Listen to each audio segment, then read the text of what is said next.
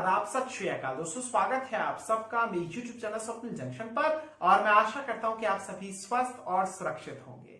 दोस्तों आज है 23 तारीख और आज से आईसीसी T20 वर्ल्ड कप की शुरुआत होने जा रही है। आज 2 मुकाबले खेले जाएंगे। सबसे पहले मुकाबले में भिड़ेंगे ऑस्ट्रेलिया और दक्षिण अफ्रीका, जबकि शाम को भिड़ेंगी वेस्ट इंडीज और इंग्लैंड की टीमें।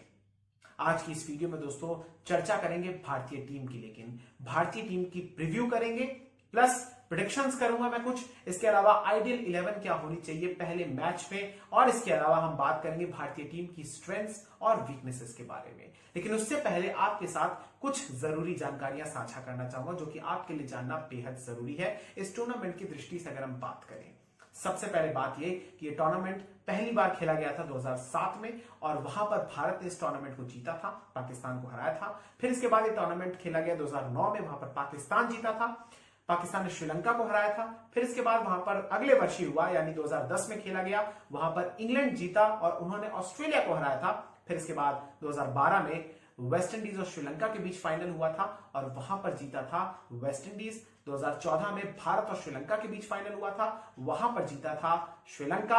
और 2016 में जो फाइनल हुआ था वो हुआ था इंग्लैंड और वेस्ट इंडीज के बीच, जिस टूर्नामेंट को जीता था वेस्ट इंडीज। और उसके बाद तकरीबन ये 5 साल का ब्रेक आया कोविड के कारण। 2020 में पहले इस टूर्नामेंट को होना था, ऑस्ट्रेलिया में आयोजित होना था, लेकिन इसके बाद फिर ये रीशफल हो गया, एक्सचेंज हो गए टूर्नामेंट्स। जो ऑस्ट्रेलिया में आयोजित होना था, यानी इस बार ये वाला जो विश्व कप था 21 का, इसे ऑस्ट्रेलिया में आयोजित होना था, लेकिन फिर चूंकि 2020 का नहीं हो सका तो फिर इस टूर्नामेंट को भारत ने होस्ट किया और फिर अगले बरस जब होगा अक्टूबर में ही, तो वो ऑस्ट्रेलिया में खेला जाएगा। इसके अलावा कुछ और जरूरी जानकारी, आखिरी बार 2016 में खेला गया था, उस टाइम भारत ही होस्ट था। इस बार भी भारत ही होस्ट है, लेकिन ये खेला जा रहा है कहां? यूएई और ओमान में। ओमान में प्रैक्टिस में क्वालिफाइंग स्टेजेस के जो मुकाबले हैं वो समाप्त हो चुके हैं, जहां से हमें 4 टीमें मिल चुकी हैं, जिसमें नामीबिया, स्कॉटलैंड, बांग्लादेश और श्रीलंका है। ये अपने अपने ग्रुप्स में जा चुकी हैं। और इसके अलावा अब जो मेन टूर्नामेंट है वो खेला जाएगा अबू धाबी, दुबई और शारजाह में। अब सबसे पहले बात टीम्स की कर लेते हैं दोस्तों। 2 ग्रुप यहां पर हैं, 2 ग्रुप्स हैं। ग्रुप ए में दरअसल जिसको ग्रुप ऑफ डेथ भी कंसीडर किया जा रहा है, उसको कहा जा रहा है, यहां पर आपको मिलेगी ऑस्ट्रेलिया, यहां पर आपको मिलेगी इंग्लैंड, यहां पर आपको मिलेगा West Indies, south Africa, Sri Lanka और बांग्लादेश। यानी आपको यहां पर दिखेंगे जो गट चैंपियन है, जो डिफेंडिंग चैंपियंस है, वेस्ट इंडीज भी आपको यहां पर दिखेगा। यहां पर आपको उस टूर्नामेंट के यानी आखिरी बार जो खेला गया था उसकी दूसरी सबसे अच्छी टीम यानी इंग्लैंड भी दिखेगी, जो कि रनर्स अप रहे थे वहां पर, वो भी आपको दिखेंगे। ऑस्ट्रेलिया दिखेगी, मजबूत साइड है। दक्षिण अफ्रीका भी आपको दिखेगी, जो कि अपने दिन पर, अपने अगर पोटेंशियल पर खेले तो फिर वो किसी भी बड़ी टीम को अपसेट कर सकते हैं। इसके अलावा आपको साउथ अफ्रीका जो दिखेगी, इसके अलावा आपको श्रीलंका और बांग्लादेश के रूप में 2 एशिया के जो बड़े एक प्रकार से शक्तिशाली देश तो आप नहीं कह सकते, पावर हाउसेस तो नहीं कह सकते, लेकिन आप अच्छी टीमें हैं, टेस्ट प्लेइंग नेशंस हैं, तो ये दोनों टीमें भी यहां पर खेलेंगी। यानी इस ग्रुप में आप देखिए तो यहां पर आपको 6 की 6 टीम्स आपको क्वालिटी की साइड दिखेगी और प्लस यहां पर कोई कमजोर नहीं है और हर किसी के पास कोई ना कोई कमजोरी है। लेकिन क्योंकि ये टूर्नामेंट खेला जा रहा है यूएई में और इस ग्रुप में अगर आप देखें तो यहां पर ज्यादातर टीमें शारजा में भी खेलेंगी, तो शारजा में बांग्लादेश और श्रीलंका जैसी टीमें इंग्लैंड और ऑस्ट्रेलिया जैसी टीमों पर या दक्षिण अफ्रीका वेस्ट इंडीज को भी अगर हम ले लें तो उन पर भारी पड़ सकती है। तो ये ग्रुप ऑफ डेथ है और इसमें देखना होगा कि आखिर कौन सी टीम क्वालिफाई करती है नॉकआउट स्टेजेस के लिए। अब बढ़ते हैं तुलनात्मक तौर पर, अगर हम बढ़े अगले ग्रुप की तरफ जो कि ग्रुप बी है, वहां पर भारत है, पाकिस्तान है, न्यूजीलैंड है, अफगानिस्तान है और जो 2 टीमें वहां पर पहुंची हैं उसमें स्कॉटलैंड है और नामीबिया। यानी आप तुलना कीजिए तो ये वाला जो ग्रुप है ये आपको कमजोर दिखता है, कमजोर नहीं बल्कि आसान दिखता है, माफ कीजिएगा। इस ग्रुप में अगर आप देखें तो यहाँ पर आप क्लियरली कह सकते हैं कि यहाँ पर भारत तो कंफर्म पहुंचेगा सेमीफाइनल में, और आपको जो दूसरी टीम दिख रही है वो आपको पाकिस्तान दिख रही है। हालांकि ये प्रेडिक्शन है, कुछ भी हो सकता है। क्रिकेट, जैसा कि सहवाग कहते हैं कि क्रिकेट जो है वो अनिश्चितताओं का खेल है, यहाँ पर हर प्रेडिक्शन फेल है, तो क्रिकेट में कुछ भी हो सकता है, स्पोर्ट्स में कुछ भी हो सकता है। लेकिन जो शुरुआती या ऑन पेपर और रिकॉर्ड देखकर या फिर एक प्रकार से अगर आप देखें परफॉर्मेंस देखकर और जो टैलेंट है, कंसिस्टेंसी है, उसको देखते हुए अगर हम देखें तो यहां पर इस ग्रुप से मुझे लगता है कि इंडिया और पाकिस्तान पहुंचेंगे और इस ग्रुप से हालांकि जो मुझे लगता है वो उसमें वेस्ट इंडीज पहुंच सकती है और पहुंचेगी इंग्लैंड, हालांकि जो भी अच्छा खेले वही पहुंचे। मेरा best team wins also this tournament. लेकिन हाँ, ये एक प्रेडिक्शन एक हुई है, लेकिन चलिए प्रेडिक्शन की बात में और करेंगे। तो ये कुछ जरूरी जानकारियां हैं, लेकिन अब आज की इस वीडियो के मुख्य विषय पर आना चाहूंगा, जो कि दरअसल है टीम इंडिया का प्रीव्यू। यहां पर हम बात करेंगे स्ट्रेंथ की, यहां पर हम बात करेंगे वीकनेसेस की, यहां पर हम बात करेंगे एक्स फैक्टर की, यहां पर हम बात करेंगे दरअसल टीम इंडिया की क्या होनी चाहिए 11 आइडियल 11 जो कि पहले मैच में होनी चाहिए। बढ़ते हैं दोस्तों, लेकिन इससे पहले एक चीज और कि आज ही मैंने जर्सी पहन रखी है। हालांकि ये पुरानी जर्सी है, जो नई जर्सी आई हुई है उसमें आप जानते हैं कि वो बिलियन जो वॉइसेस है, बिलियन जो चीयर्स है, उसको ध्यान में रखते हुए इससे इंस्पायर होकर वो जर्सी का निर्माण हुआ है। लेकिन अब ये मेरे पास पुरानी वाली जर्सी है तो कोई बात नहीं, लेकिन मकसद ये है इस जर्सी को पहनने का कि हम सभी को अब टीम इंडिया को सपोर्ट करना है। मैंने ब्लू को अब सपोर्ट करना है क्योंकि आईपीएल हो चुका है। अब जिस भी टीम को आप सपोर्ट करते थे उसे भूल जाइए, अब आपको एक स्वर में आपको टीम इंडिया का समर्थन करना है और उम्मीद करनी है कि भारतीय टीम 2013 के बाद पहली बार कोई आईसीसी की ट्रॉफी उठाए और अपने घर लेकर आए। क्योंकि आप जानते हैं कि 11 में हमने विश्व कप जीता था, उसके बाद 12 में जब T20 का वर्ल्ड कप हुआ तो उसमें हमारी परफॉर्मेंस अच्छी नहीं थी, फिर 13 में हमने चैंपियंस ट्रॉफी भी जीत ली, लेकिन उसके बाद 14 में हम रनर्स अप रहे, माफ कीजिएगा, उप विजेता रहे, और फिर 15 में हमने ऑस्ट्रेलिया के जब हम सामने थे तो हम सेमीफाइनल में हार गए थे विश्व कप में 50 ओवर के। फिर 16 में जब विश्व कप T20 का भारत में आया तो वहां पर हम हार गए वेस्ट इंडीज से सेमीफाइनल में। फिर 17 में चैंपियंस ट्रॉफी का फाइनल हार गए पाकिस्तान से। 18 में कुछ हुआ नहीं, फिर 19 में हम विश्व कप हार गए 50 ओवर वाला, जिसमें हमें न्यूजीलैंड ने हरा दिया सेमीफाइनल में। तो अब और फिर 21 में आप इसी साल न्यूजीलैंड से फिर एक बार आप हार गए वर्ल्ड टेस्ट चैंपियनशिप के फाइनल में। यानी परफॉर्मेंस अच्छी रही लेकिन हम ट्रॉफी नहीं जीत सके हैं। और फिर वो कहते हैं ना कि जब तक आप ट्रॉफी ना जीते तब तक आपकी परफॉर्मेंस को उस तरीके से इज्जत नहीं मिलती, उस तरीके से सम्मान, उस तरीके से रिकॉग्नाइजेशन नहीं मिलता है। तो इसलिए बहुत जरूरी है कि विराट कोहली की ये जो टोली है ये टूर्नामेंट जीते, क्योंकि धोनी के धुरंधर जीत चुके हैं। और उस बात को तकरीबन आप देखिए कि 2013 में आखिरी बार वो आईसीसी की चैंपियंस ट्रॉफी वो लोग जीते थे, और उसके बाद से तकरीबन आप देखिए 8-9 साल हो चुके हैं, 8 साल हो चुके हैं और हमारे पास कोई ट्रॉफी नहीं आई है। परफॉर्मेंस हमारी अच्छी रही, लेकिन एक चीज जो कमी है वो ये रही कि हम बड़े टूर्नामेंट में के जो बड़े मैचेस होते हैं, जो नॉकआउट स्टेजेस के मैचेस होते हैं, उसमें हम नहीं जीत दर्ज कर पाए, और इसीलिए शायद उस तरीके से हमारे पास ट्रॉफी नहीं आ पाई। लेकिन अब बात टीम इंडिया की करना चाहूंगा। तो सबसे पहले देखिए दोस्तों, यहाँ पर जो स्क्वाड का अनाउंसमेंट हुआ है उसके बारे में बात करेंगे।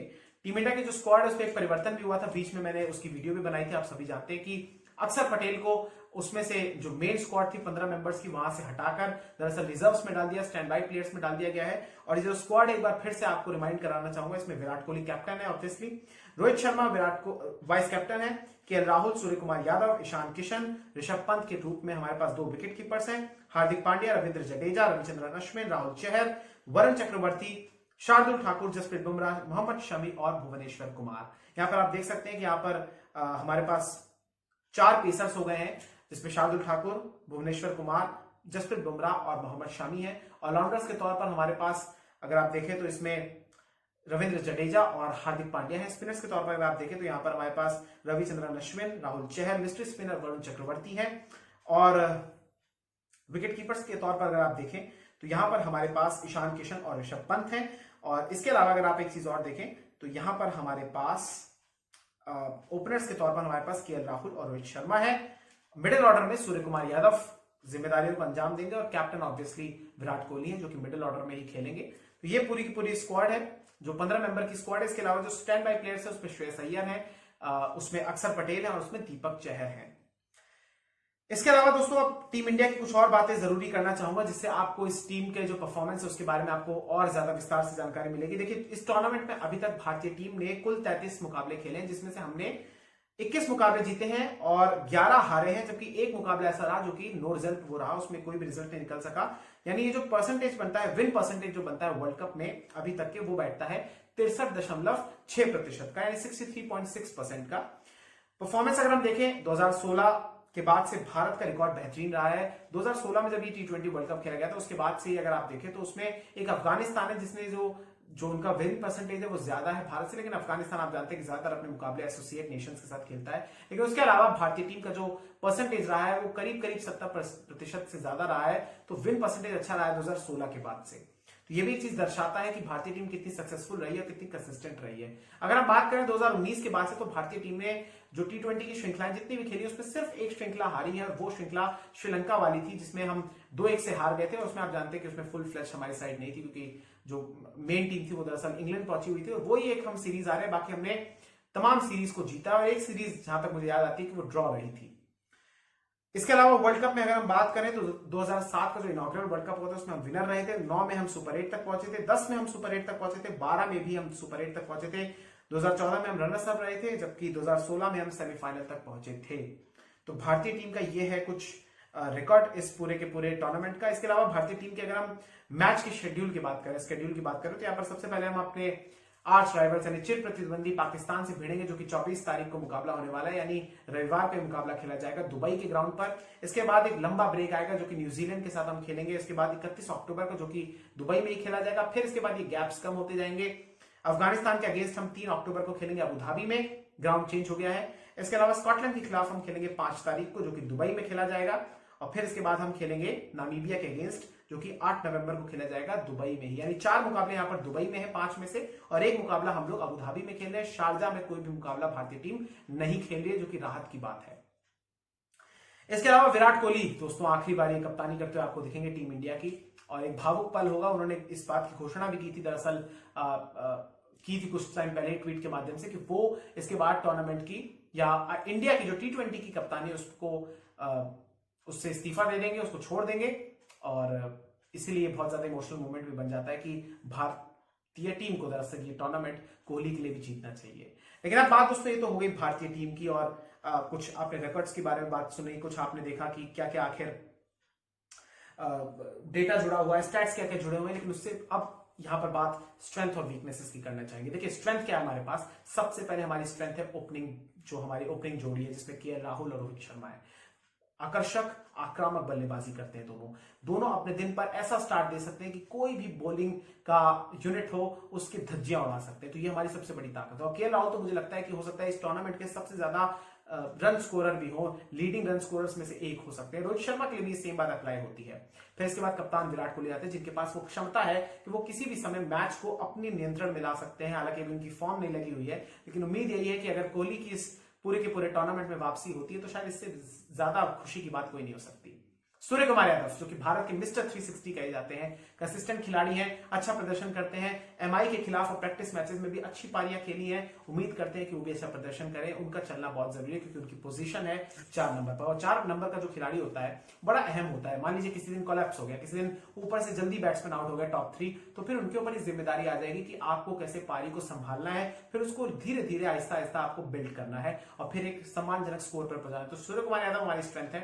इसके अलावा हार्दिक पांड्या भी एक स्ट्रेंथ है, हालांकि वो वीकनेस भी हमारी है, वीकनेस के सेक्शन में बात करेंगे। लेकिन अब यहां पर एक जो हमारे पास जो एक और मजबूत पक्ष है वो ऋषभ पंत का है। ऋषभ पंत एक ऐसे खिलाड़ी हैं जो एक्स फैक्टर भी हो सकते हैं और अपने दम पर वो खेल भी फिनिश कर सकते हैं, अपने दम पर खेल को एक तरफा जिता भी सकते हैं। अकेले मैच विनर वो भी इस टीम में शामिल है, along with KL Rahul, Rohit Sharma, Virat Kohli, Jasprit Bumrah, Mohammed Shami. मुझे लगता है इस टीम में सारे के सारे जो खिलाड़ी, रविंद्र जडेजा, 11 के 11 खिलाड़ी जो इस टीम में खेलेंगे वो सारे के सारे मैच विनर्स हैं। वाकई में ये कमाल की बात है, कमाल की बात है। हमारा जो सिस्टम है क्रिकेट का उसने आज हमें स्टेज पर ला दिया है कि हमारे पास जो खिलाड़ी है, फिर चाहे वो बेंच पर बैठे हो या फिर वो टीम में खेल रहे हो, वो तमाम के तमाम अपने पोटेंशियल पर अगर खेलें, अपने दिन पर अगर खेलें तो किसी भी टीम को एक तरफा तरीके से वो मात दे सकते हैं।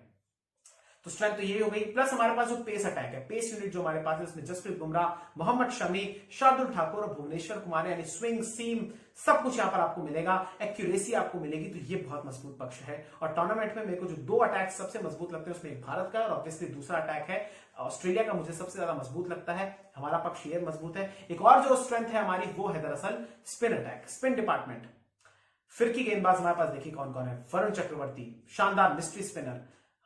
रविचंद्रन अश्विन, अनुभव। इसके अलावा रविंद्र जडेजा, क्लास प्लेयर। इसके अलावा हमारे पास है राहुल चहर जो कि युवा है और उम्मीद करते हैं वो भी अच्छा प्रदर्शन करें। तो स्पिन अटैक भी हमारे पास है। तो कुल मिलाकर हमारी स्ट्रेंथ है।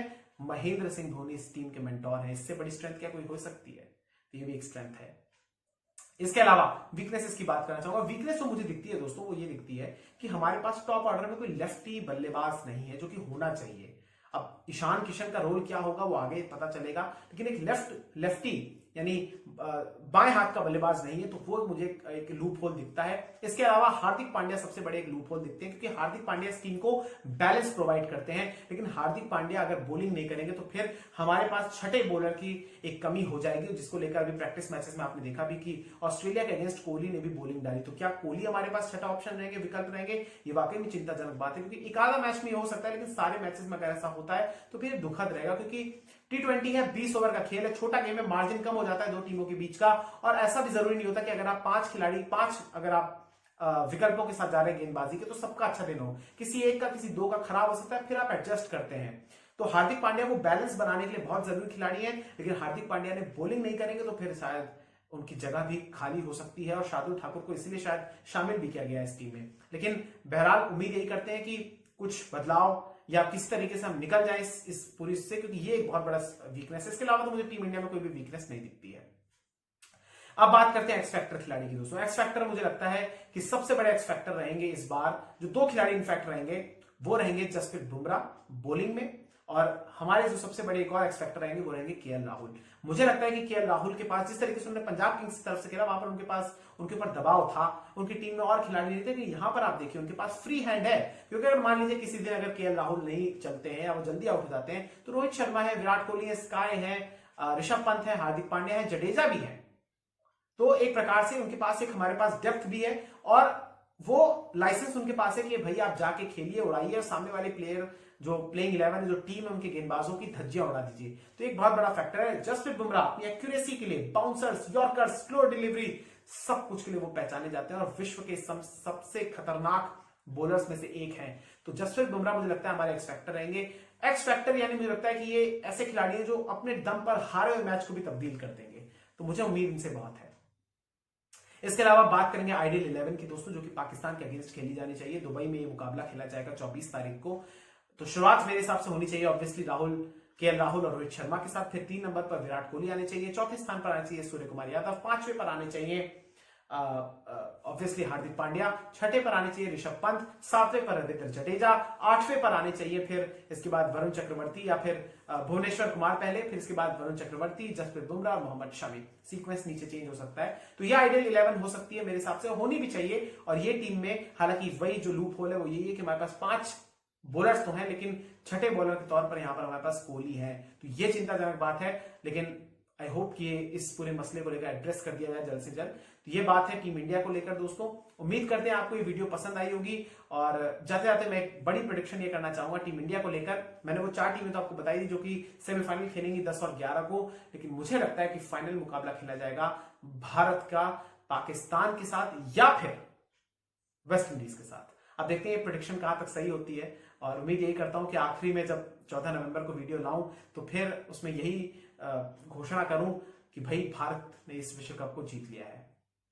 तो all the best to team India. उम्मीद करते हैं कि टीम इंडिया अपने सारे मुकाबले जीते, नॉकआउट्स भी जीते, और फिर इसके बाद शान से इस ट्रॉफी को उठाए। क्योंकि भारत के पास एक चीज एडवांटेज ये भी है कि अगर मान लीजिए हमारे पास तीनों मुकाबले हैं और उसमें हम क्लोजली जीतते हैं या फिर कोई एक आध मैच हार जाते हैं, तो हमारे पास जो अंत में मुकाबले बचते हैं वो कमजोर टीमों के खिलाफ है, स्कॉटलैंड और नामीबिया के खिलाफ है, तो उनके खिलाफ खेलकर रन रेट को भी ठीक कर सकते हैं। तो बहुत अच्छा चांस है इस टाइम भारत का। तो उम्मीद यही करते हैं कि भारतीय टीम इस पूरे टूर्नामेंट को जीते।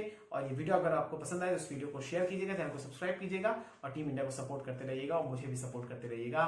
Okay, till then good bye, मिलते हैं जल्द। जय हिंद, जय भारत, वंदे मातरम, इंकलाब जिंदाबाद, सत्यमेव जयते। बहुत बहुत धन्यवाद, नमस्कार, धन्यवाद, शुक्रिया।